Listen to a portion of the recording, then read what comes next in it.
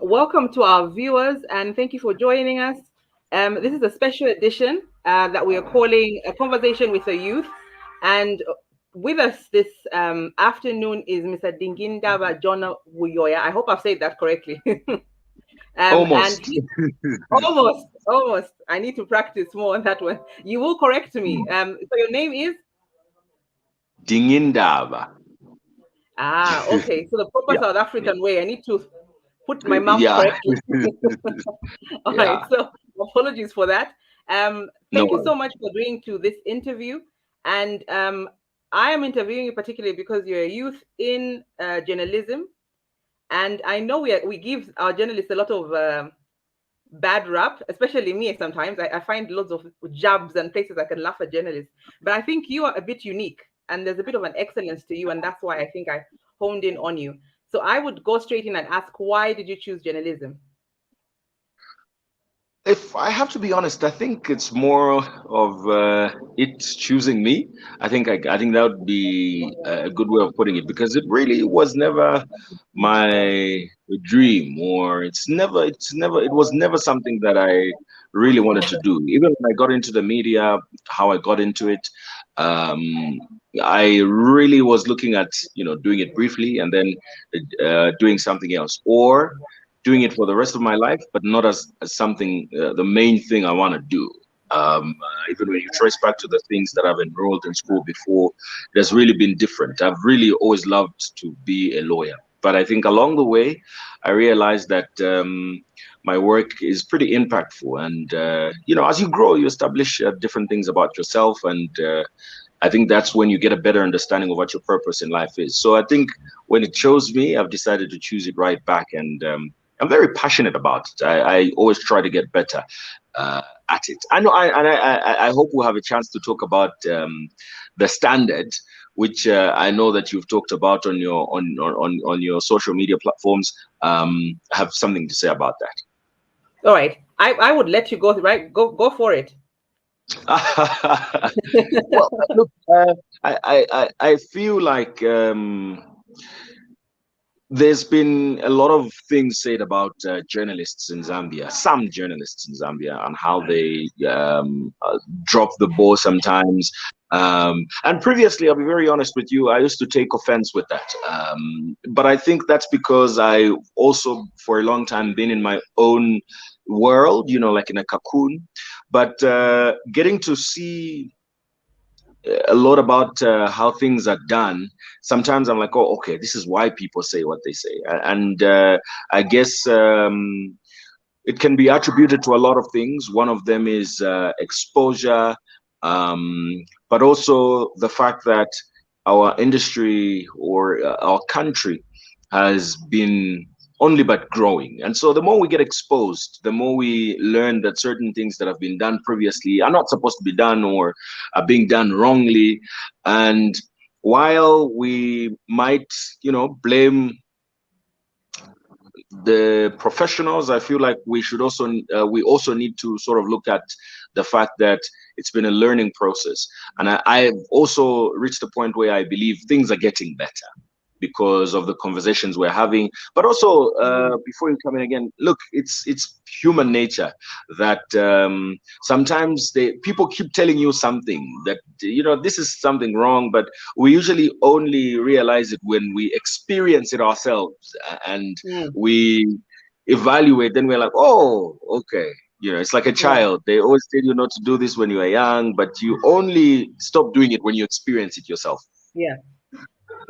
I think I would attest to that it was very unique. I think I'll give a good example when you were doing the press on the election, and Diamond TV, especially your presentations, were highly unique, even in comparison to ZNBC. That wherever you were in the world, we were sharing the links for Diamond TV because we were getting something concrete. We were getting some information that was backed up. There was an analysis going on, which previously and in other places that none of that was happening. And for us, I think I would personally say that was a level of excellence that I didn't see in the others. So I think the challenge is that sometimes the bad outweighs the good, and there are a lot of good journalists. Unfortunately, you're a little hidden, or if you're not hidden, you're sort of pushed out, unfortunately. But I think that's where people, like you're saying, more conversations should happen, and then we'll get more excited about it and see more development, I think. But True. I think back to you. How was your experience studying journalism? Because I think there's so many youth out there wanting to get into journalism. A lot of people have told me it looks glamorous, and I'm thinking, I wish it was glamorous in the, before you appear. But how was your experience?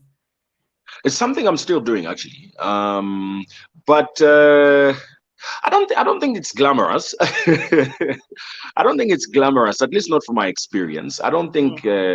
To be honest with you, I don't think anything is.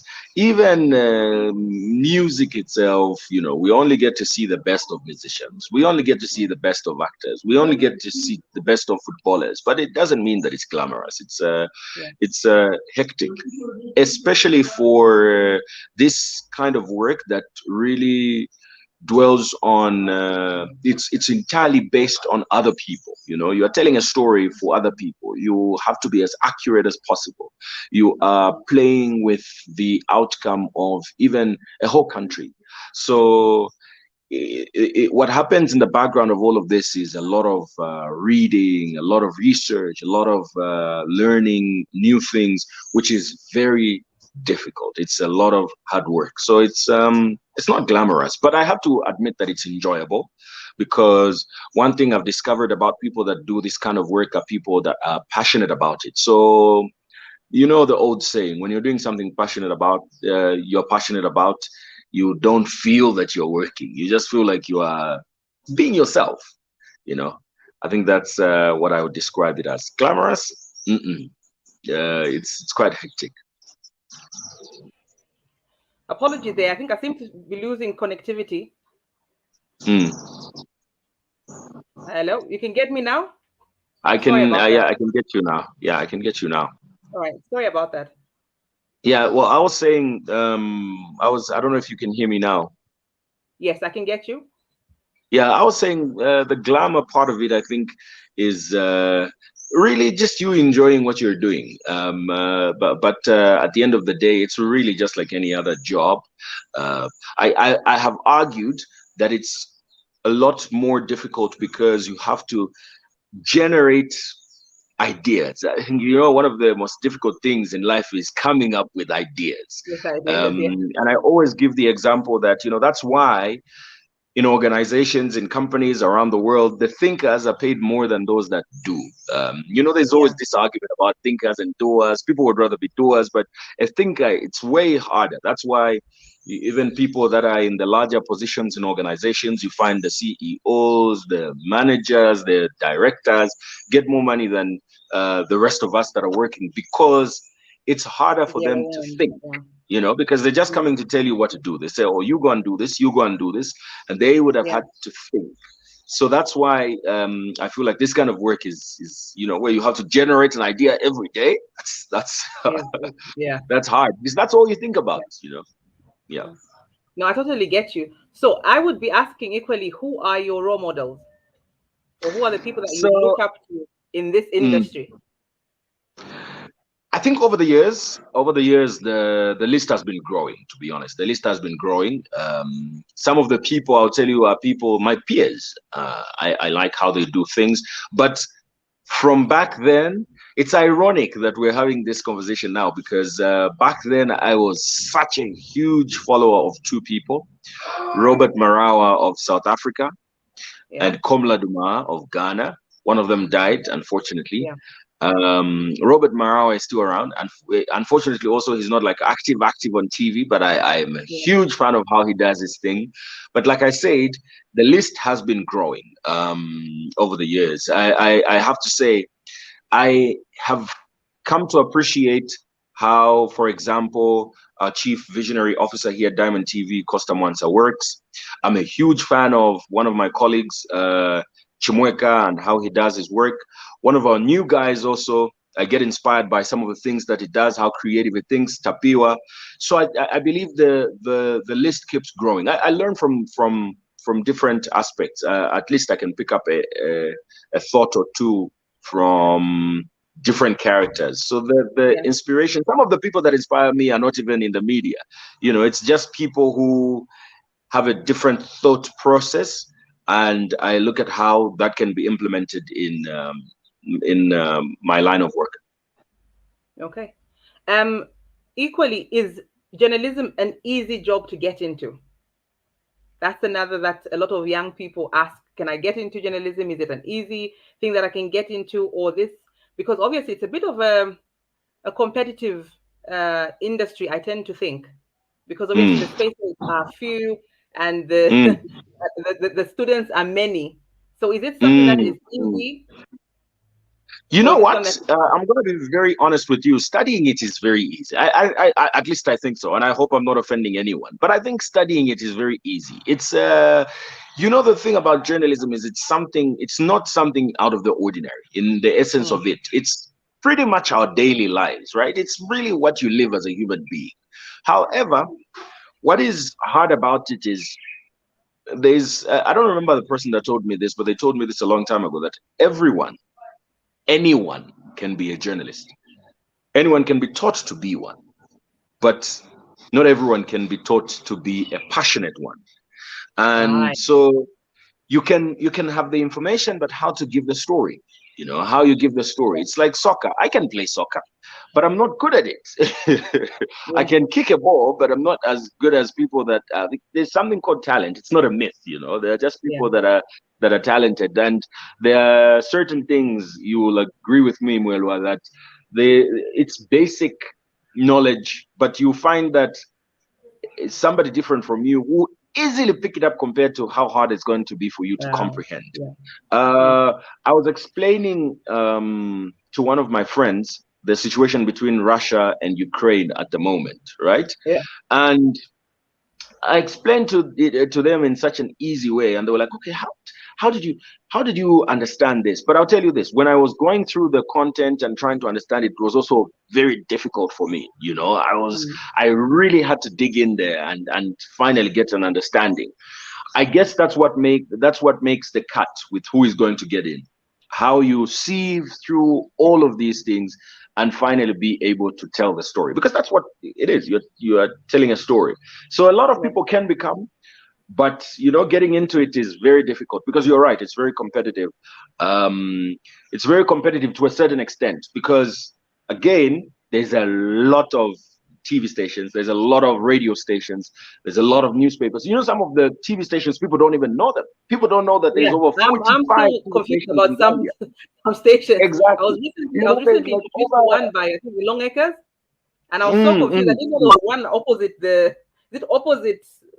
Long Acres Bank, and I was thinking, how have I passed here and never known one existed? But that's very true. Yeah, so there's like over 45 TV stations, but you see, all of us want to work for the ones that are at least recognizable by the people, because the type of work we do is for the people. What's the point of being with a media house that nobody knows about? Then who are you disseminating information to? That's where it becomes competitive, because we're all now fighting to be in the same space. But I also have to add that it's getting better now, because you can be your own media house now. I mean, you are broadcasting to people online, and you get reviews way more than some TV stations. That's just how the world is evolving now. So the only sad part about it is the professional people don't want to niche themselves into giving out content as freelancers online. But I think there's a great opportunity there, because we've left the freelance online, especially when it comes to writing stories, to people that have no idea what they're doing. But unfortunately, the consumers of information love following those people, even if the information is not credible. But people love. I don't know. There's something about them that I don't know. But I hope that a lot more journalists and media people that are coming up now will take advantage of the digital space. Yeah. Okay. Absolutely. So what advice would you be giving to a youth today? It being Youth Day, what advice would you be giving, especially from your point of view? Mwelwa, you know that I don't think like the typical person. I love to be as free as possible. So, and that's because I'm a beneficiary of free thinking. If I conformed to what, for example, my family believes and people that are close to me outside the type of work I do, I don't think that I would be anything I am today, because when the first time I told my brother that I was going to work for a radio station, because I started with a radio station that nobody knew of. It was a very small radio station. I told him that I was going to work there. He was like, okay, it better just be a hobby, because you have to, go and get a law degree, and, because. So I would tell every young person today that life and success is very subjective. Success means different things to different people. So you do what you feel success means to you. If success means owning a duplex, that's a good thing, and that's your thing, and you must go on and pursue that.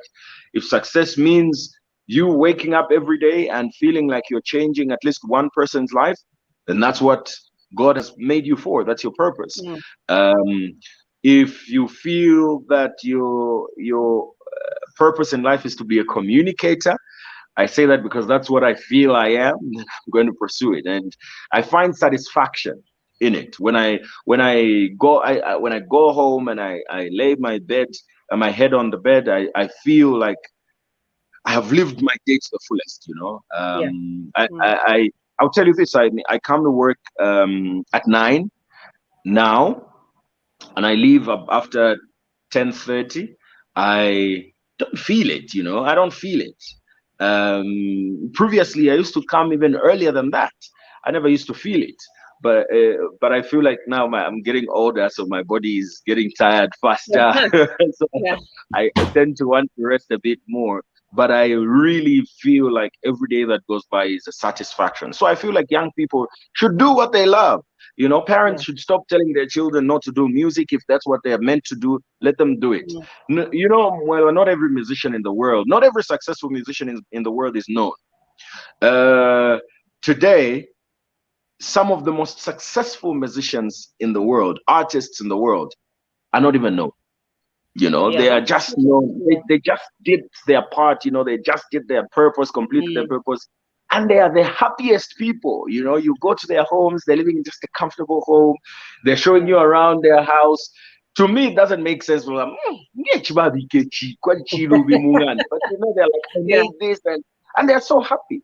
So let's just live a life where people are happy, young people are serving their purpose, because I hope I'm not talking too much, but I feel like we're putting a lot of pressure on young people, because we've made this standard of what success is. We feel like young people must be getting, the success is young people making a lot of money, young people living a certain life, which is okay if that's what you want, but it shouldn't be imposed on other people. Let young people live to the fullest, because in no time, they will not be young anymore. There's a lot of time to do all those other things, but just do what you love. Mr. Buyoya, thank you so much. This has been very informative, and thank you so much for giving us a snippet of your time. I know you're a very busy person, and I know there's a sauna at the moment. So I was wondering, where are you? Are you on? Are you not? So I was listening to it. I was listening to it, and well, let me not get into that. No worries. Because I'm about to become so much for sparing. Thank you for having me. You're welcome. So there you have it, our viewers. This was a presentation that we're doing specially for Youth Day. So thank you so much, Mr. Dingindaba Jonah Buyoya, for joining us and sharing a bit of your passions and your encouragement for the youth. So to our viewers, thank you so much and see you next time.